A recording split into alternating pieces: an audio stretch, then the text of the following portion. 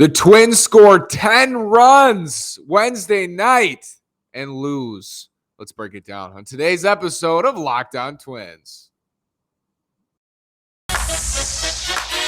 You are Locked On Twins, your daily Minnesota Twins podcast. Part of the Locked On Podcast Network, your team every day.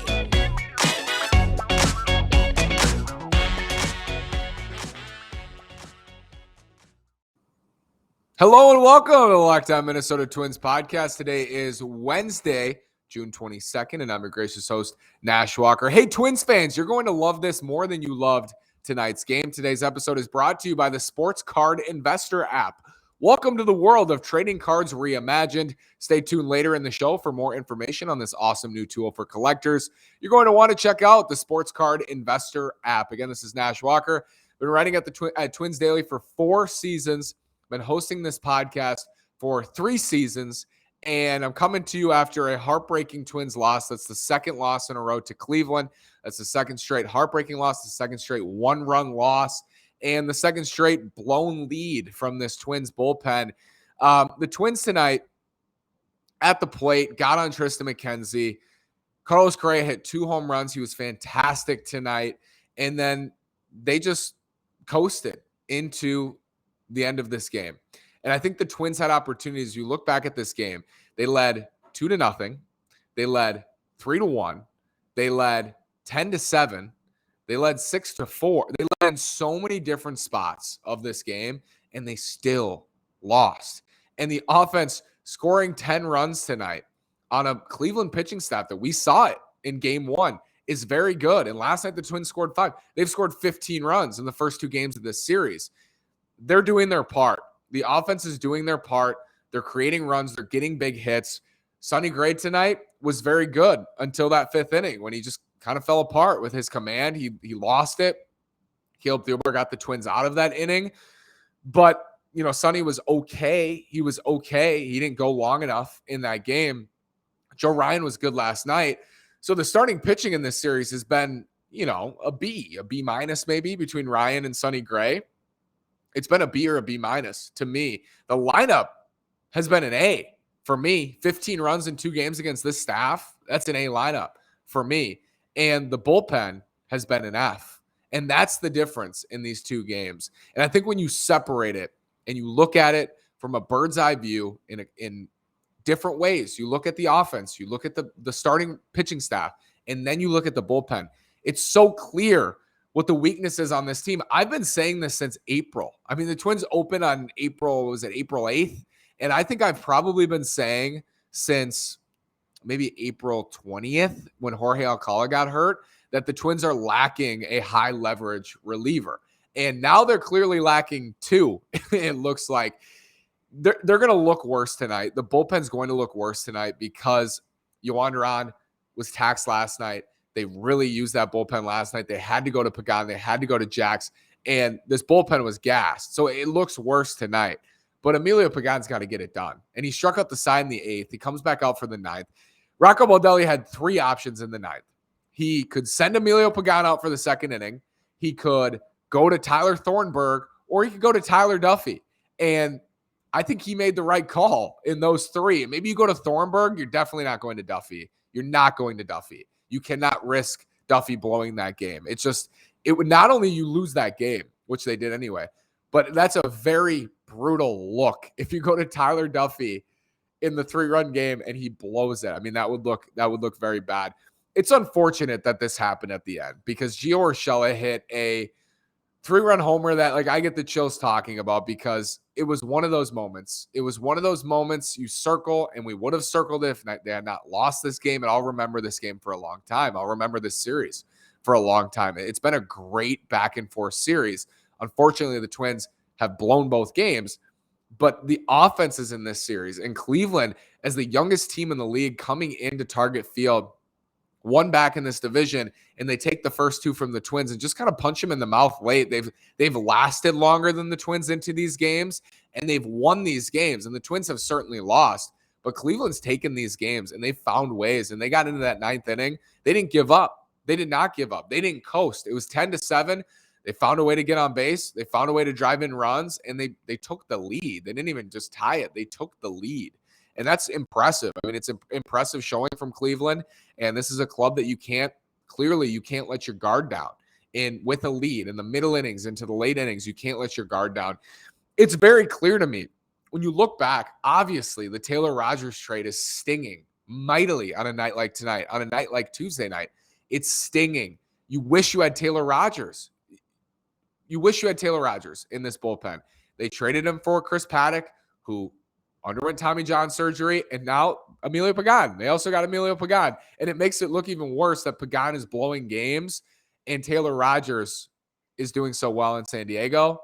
It could be just a flop with Rogers and Pagan right now, and you'd much rather have Rogers, who was an all-star last year. I was on, not the extend Taylor Rogers train, but I thought it made some sense. I wrote an article about it in the offseason, should the Twins extend Taylor Rogers? But we knew they weren't going to do that because they don't pay relievers. And I think sometimes you do see the flip side of that when you're constantly going to Jarrell Cotton. You're going to Joe Smith, who's your biggest offseason signing in the bullpen for $2.5 million. You see that there are holes back there because you didn't invest in those holes with more than $2.5 million for Joe Smith. It's disappointing. Certainly a brutal loss, and the Twins hope not to get swept on Thursday. Let's talk more about that moment from Gio Urshela, about Alex Kirilloff, and about this offense after this word from Sports Card Investor. I told you, Sports Card Investor, it's completely free. You can easily browse over 630,000 sports cards from every sport with hundreds more added each week. Check the latest values of your favorite cards with 7-day or 30-day charts. Find the best prices and buy directly through the app with our eBay deals feature. Breakout stars or prospects debuting, that's the time to invest at Sports Card Investor. Download the Sports Card Investor app today. It's available for free in the Google Play and Apple app stores, or you can go to sportscardinvestor.com/lockedon. Download the Sports Card Investor app today. It's available for free in the Google Play and Apple app stores, or go to sportscardinvestor.com/lockedon. It's so cool. Nostalgia with old players you can buy, those breakout stars. And if you're just interested in getting into sports cards, go to Sports Card Investor. You can download the app today, or it's available for free, or you can go to sportscardinvestor.com/lockedon. The NBA draft is Thursday. One live NBA draft show is not enough for Locked On. The entire NBA channel is going live on NBA draft night. So if you have a favorite NBA team, make sure you subscribe now to their Locked On YouTube channel so you get notified when they go live on NBA draft night. Gio Urshela, what a moment for him after last night was terrible. He was terrible last night in that game. What an amazing moment. What an amazing night for him. He tripled. He hits a 3-run homer. And he showed up in a big-time way. And last night, I was thinking to myself, Gio Urshela, maybe you should start phasing him out and starting Jose Miranda at third more often. And I saw some buzz about that on Twitter. And somewhat I agreed. You have a future in Jose Miranda. You have more upside in Jose Miranda. Gio Urshela is under contract for next year, but he's not a guarantee to get tendered. And he has a terrible night last night, so it's easy to think about. And then tonight, he goes out there and just plays exceptionally well. He gets down in the count in a huge spot with runners on second and third in a tie game, and he belts a 3-run homer into the bullpen in the 7th inning. Heroic moment for Gio Urshela. This loss takes away from that. It's not Gio's fault they lost this game, and he deserves some shine for a wonderful evening at the plate. He was very, very good, and this Twins bullpen was not. And it's a bullpen that has been pieced together, and I think I always say it, but I think it's so true. Jorge Alcala's absence from this bullpen can be felt on multiple levels. On the first level, he's just a semi-dependable 6th or 7th inning arm. That's the first level. The second level, he is who he was in the second half last year, at least a version of it. And that is a high leverage late inning reliever. The third level, his upside for this year, when he broke out in the second half last year, was absolutely terrific over the last month plus for the Twins. Down the stretch, what if he had that next gear? I thought there was a possibility we're going to see a full-on closer-ish breakout here from Jorge Alcala, and he's been hurt all year, and we haven't been able to see it. When he was healthy at the beginning of the season, he was throwing 94, 95 in spring training and into the regular season, and we haven't been able to see him. So at the very least, you are missing a middle reliever, and they clearly lack middle relievers. I mean, they lack high leverage relievers because they lack middle relievers. They lack everything in the bullpen. And if you had Jorge Alcala, who I think is still going to return, he had a setback or his rehab was halted with his elbow. Long-term issue feels like for his elbow. But if he returns, that will help. It's hurt them to this point. That was an injury, like one of those weird injuries where Jorge Alcala is not one of the best players on your team, but losing him for this extended period took away from the upside of the bullpen. And now it's more of just a group kind of thrown together with Yohan Duran in the back end. Griffin Jax has been good. It wasn't his fault tonight. Oscar Gonzalez looks like a good young hitter. He threw his bat out there and blooped a single to center. It's not on Griffin Jax, who's been very good this year. It's not on Yohan Duran. He didn't pitch tonight, and he pitched very well last night. So those two have been fine. Joe Smith recently hasn't been, and Caleb Thielbar hasn't been. Wasn't in Arizona, was better tonight. You have one legitimate, high leverage, fireman, everything in Yohan Duran. He is the ultimate weapon for you in the back of that bullpen. Emilio Pagan, you can't trust with a 3-run lead in the 9th inning. Clearly. And he's closed games this year for the Twins. Like, he leads the Twins in saves. But it's never easy, and it's never very fun to watch. He doesn't get through innings economically. And he got through the 8th. He struck out the side, but comes back out for the 9th. And that's like the Emilio Pagan experience. That's what it's been like this year. He'll have this inning where you see why the Twins wanted Emilio Pagan, where he shows off the fastball at 96, 97 with the nasty splitter, a decent slider he can use against righties. And you go, hey, I can see how this guy was such a beast for the Rays a couple of years ago and why the Twins wanted him in that trade. And then he goes out for the 9th and everything's middle or a ball. And that's not going to get it done for Emilio Pagan. I think this bullpen, clearly they need arms back there. No question. I think it looked worse tonight because Duran wasn't available, but you can't rely on Yohan Duran every single night to get outs for you. It's just, you can't use him every night. He threw 16 something innings in the minor leagues last year. You can't use him every single night. Let's look ahead.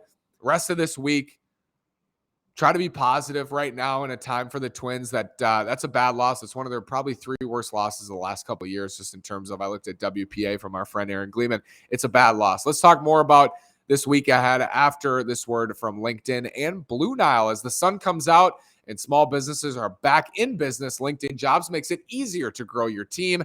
LinkedIn Jobs helps you find the people you want to talk to and interview faster and for free. Create a free job post in minutes on LinkedIn Jobs to reach your network and beyond to the world's largest professional network of over 810 million people. Then add your job in the purple hashtag hiring frame to your LinkedIn profile to spread the word that you're hiring so your network can help you find the right people to hire. It's why small businesses rate LinkedIn Jobs #1 in delivering quality hires versus leading competitors.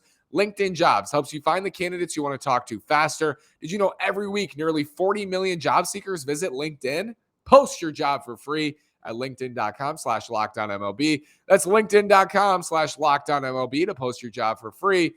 Terms and conditions apply. Blue Nile. Are you looking for fine jewelry but you're having trouble choosing? Blue Nile has jewelry experts on hand 24/7, available via phone or chat to help you find a memorable gift at every budget. Blue Nile has simple online tools that let you choose the diamond shape, size, and clarity, as well as setting style. Blue Nile's bench jewelers will then handcraft her perfect engagement ring. Each ring is one of a kind. Make your moment sparkle with jewelry from BlueNile.com. And Locked On Sports, Locked On Twins listeners get $50 off purchases of $500 or more. This podcast exclusive includes engagement. Use code Locked On. That's code Locked On. Plus, every order is insured, ships free, and arrives in discreet packaging that won't give away what's inside. Shop stress-free and find your forever piece. Go to BlueNile.com today. Twins have another game to play right away on Wednesday morning or Thursday morning with Devin Smeltzer going against Zach Plesac. Plesac has been okay. He's another starter they should be able to get to. Concerning Byron Buxton's knee, Rocco Baldelli after the game, it didn't sound great. He said Buxton was not available to perform tonight, like wouldn't have been able to perform tonight. And that's slightly concerning. You know, maybe Rocco is defending the cautious move to keep him out of a big game like this. It's possible, but I would be surprised if he played Thursday. Offensively, the Twins just need to do the same thing they've done in the first couple of games. Do the same thing. The same process. They're hitting home runs. They hit 4 home runs tonight. Correa had 2 of them. He's red hot. Same process. Same process at the plate. Plan might be different against Plesac, but could be similar as well as it was against McKenzie. It's a fastball slider. Fastball slider. He'll mix in a change to lefties. You'll probably see the left-handed heavy lineup again for the Twins. Same process. For Devin Smeltzer, flush the Arizona start and do what you did before they were in Toronto, which is give the Twins a chance to win, and beyond that, pitch extremely well late into this game. And I think it's good that Devin Smeltzer is going here on Thursday, because who else has been able to give them 6 and 7 innings in starts other than Smeltzer? Ryan gave them 6 in the opener. He pushed past 100 pitches. Smeltzer, more consistently this year, when Ryan was out, when Sonny Gray was out, was able to go 5, 6, 7 innings for the Twins, solid innings, and that's what you're looking for Thursday morning. Twins need to be solid in the field. They've been solid-ish in the field in this series, not perfect, solid-ish. Turn that up just a dial and keep the pedal to the metal. If you get an early lead, which hopefully they do against Zach Plesac as they did against McKenzie, if you get an early lead, keep your foot on the gas, don't look back. And it felt like in the first 2 games, the Twins were looking back a little bit over their shoulder. Thursday, get a lead, don't look back. The Twins have Colorado this weekend. So the optimist in me says you win Thursday, you avoid the sweep, you take 2 out of 3 or sweep Colorado, and you have a 3-3 or a 4-2 week. And nobody's excited about that. Honestly, it's disappointing, but you can recover and still go 500 this week when it feels like, for some people, the season's over after 2 bad losses like that. You can come back and still have a winning week here. Offense, do what you're doing. The lineup has been solid in this series. Defensively, turn up the dial just a hair. Starting pitching, Devin Smeltzer hopefully gives you 6. It would be amazing if you went beyond that. That would be outstanding. But you're shooting for 5+ good innings from Devin Smeltzer. And the bullpen, hopefully we don't have to see a lot of them or see a lot of high leverage, tough moments, because the offense gets out to an early lead and Devin Smeltzer pitches well, and the Twins are up because they didn't take their foot off the gas in this game. That's a tough loss.